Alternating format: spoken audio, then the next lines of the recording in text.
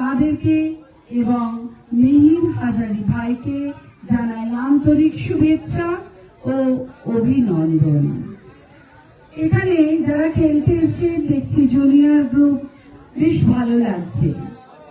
গত সপ্তাহে অর্থাৎ জুন মাসের শেষ রবিবার মন কি বাত অনুষ্ঠানে 135তম মন কি বাত অনুষ্ঠানে আমাদের ভারতের যশস্বী প্রধানমন্ত্রী শ্রী নরেন্দ্র দামোদর দাস মোদীজি স্পষ্ট করে এই খেলাটির কথা তুলে ধরেছিলেন।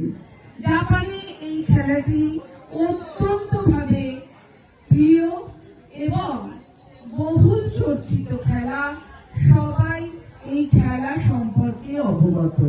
কিন্তু আমাদের এই ভারতে কিছু পার্বত্য অঞ্চলে এই মিনি ফুটবল ম্যাচ হয়ে থাকে, এখানেও হয়, কিন্তু ফুটবল ম্যাচের মতন এর হয়তো খুব বেশি প্রচলন নেই।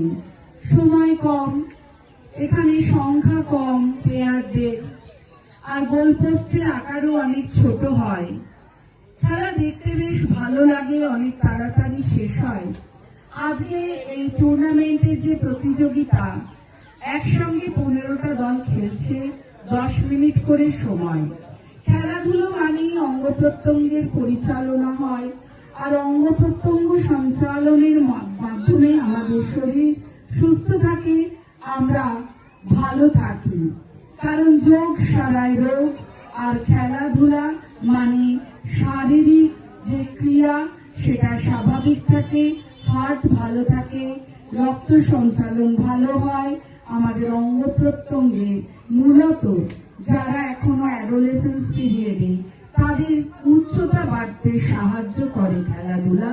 তাই জন্য বলবো প্রত্যেক বাচ্চাদের খেলাধুলো করা উচিত।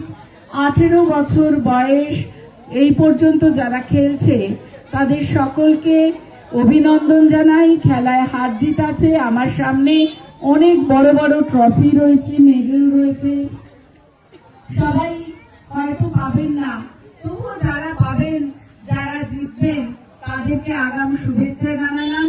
আমি চাই অনতিবিলম্বে আপনাদের খেলা শুরু হোক, এই বলে আমি আমার সংক্ষিপ্ত বক্তব্য শেষ করছি। নমস্কার।